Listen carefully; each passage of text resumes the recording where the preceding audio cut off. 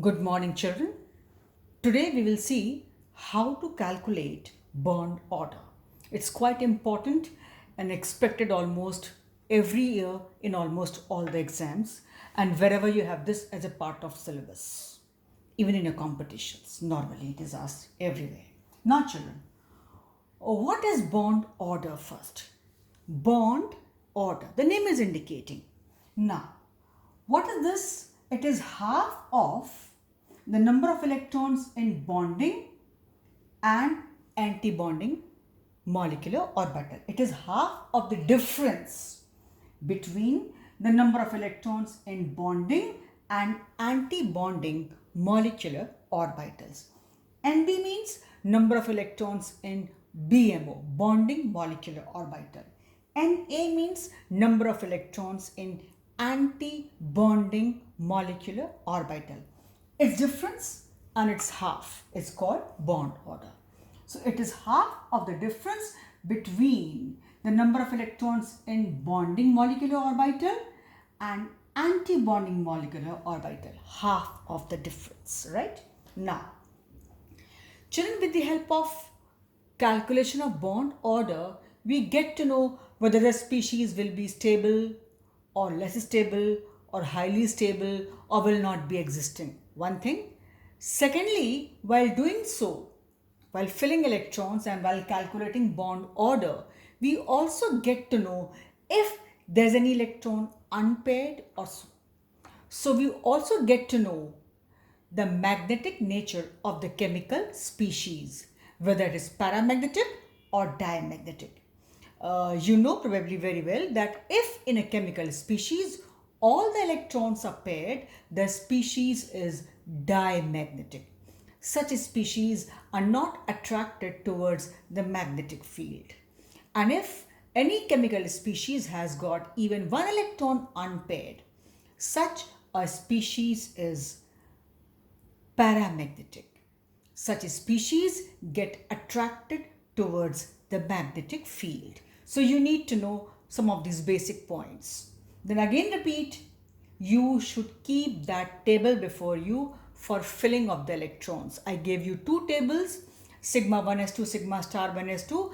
One was to be used till the species having atoms with atomic number till 7, and there was slight change in the table when we had the species with the atoms having atomic number above 7, means 8, 9, etc. Now, children, this species also has limitations. It's not that we can use it anywhere and everywhere. It's a part of, this bond order is a part of molecular orbital theory. Yet a theory, still a theory. So it has its limitations. So what all is there, we are trying to cover up that in short. It's not that it can be applied anywhere and everywhere. Had it been so, it could have been a principle, it can be a rule, just a theory. Take it as a theory, and what all is there, part of that in our syllabus, we will see that. Now, so we'll calculate bond order. How? By filling the electrons in that table and then finding out the number of electrons in bonding MO, molecular orbital, and anti-bonding molecular orbital, its difference, and divide by 2.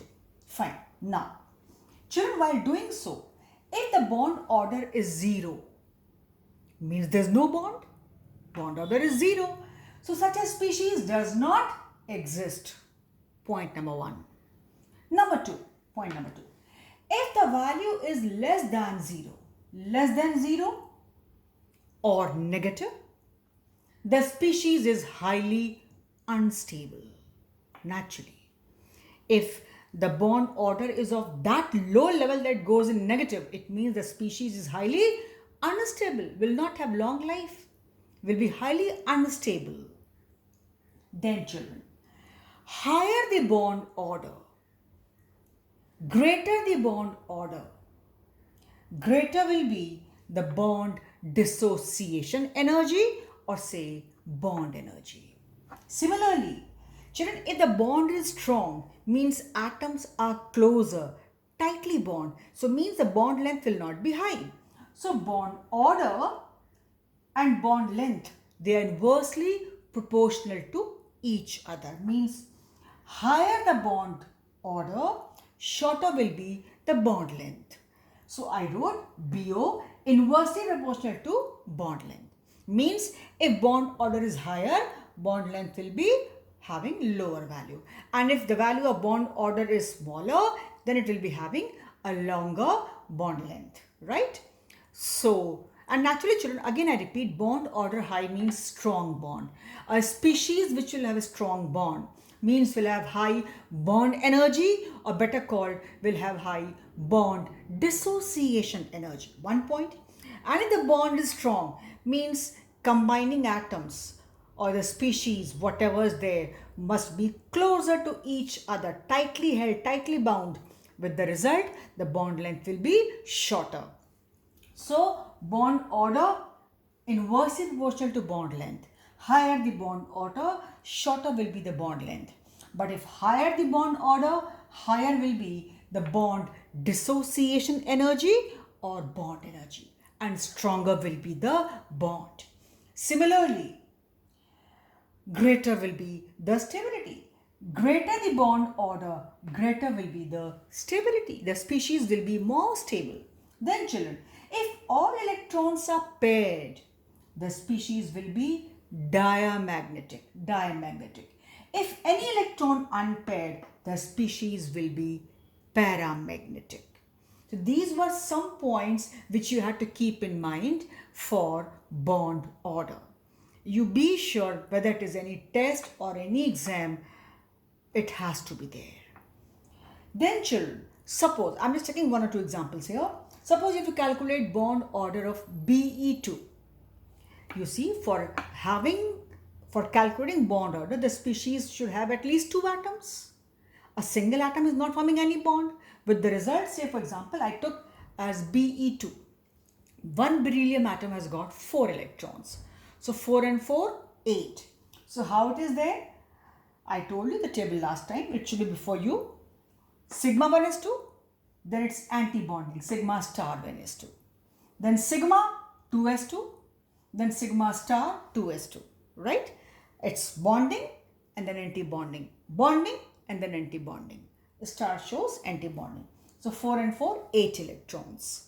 Some books show electrons of only outermost shell, because prior to that all electrons finally get cancelled because it's bonding and then anti-bonding.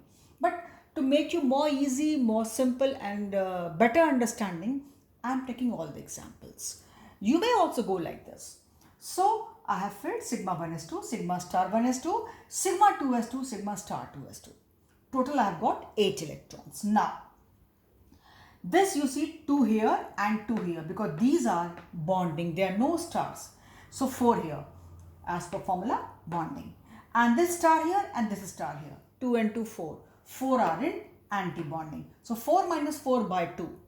0 by 2 means bond order is 0. So the species cannot exist. Now, suppose I have Li2, lithium. One lithium atom has 3 electrons. So Li2 will have 6 electrons. So 2 to 4 to 6 to 8 here. But I need only 6 electrons, right?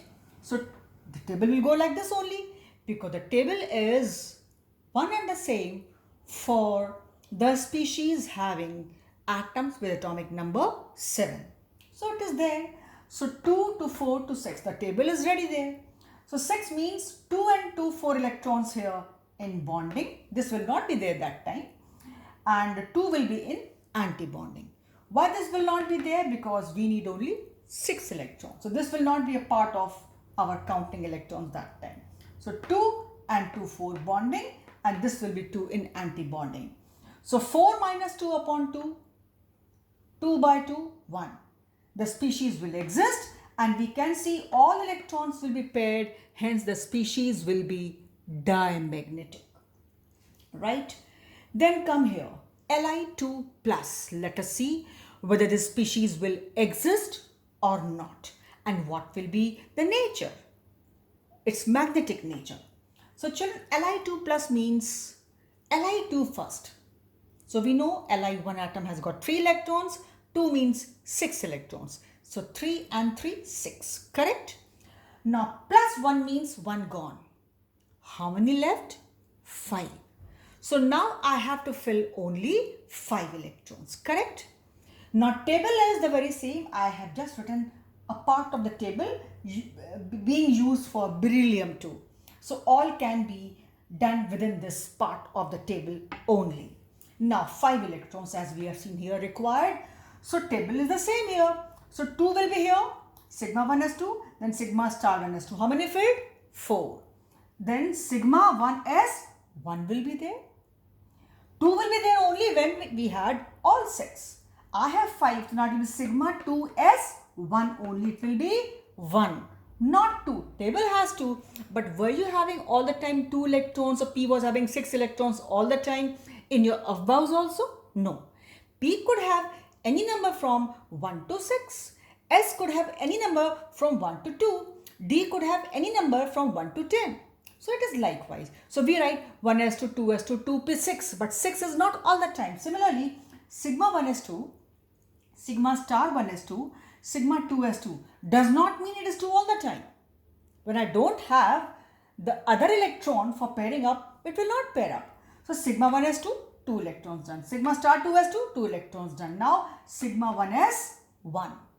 So when it will be 1 here, count the electrons. 2 will be here and 1 will be here. So how many are in bonding? 2 and 1, 3. I wrote 3. And this is star 1 will have 2 electrons. So it is 3 minus 2 is equal to 1. 1 by 2 means 0.5. So children, when we have the bond order in fractions, try to understand the species is almost every time ionic species. One thing, the species is ionic. Any charge positive or negative generally there. Number 2, this had bond order 1 and this had bond order 2. Now suppose bond order 0.5 means half. If I ask you out of these which will be more stable, I will say Li2 plus will be more stable because greater the bond order, greater is the stability. So this will be less stable as compared to this. 1 point. Number 2, here we had 6 electrons, so 2 to 4 to 6, all were paired. But here, since we had 5 electrons, so 2 to the 4 and 1 5. So we know very well 1 electron will be unpaired. And that one unpaired electron will make our species paramagnetic in nature. Correct? And this having bond order 0 will not exist. So I took up just simple examples to show you the species will be existing or not, which will be more stable, diamagnetic or paramagnetic. You have to see to this.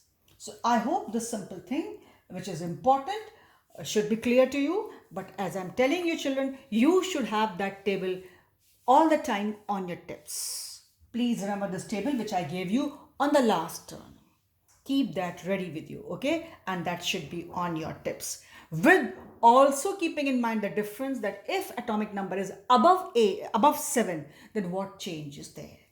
So that we'll be using in our next video. So this is enough for this video. I hope things are clear and you must have understood. So we stop here for this video.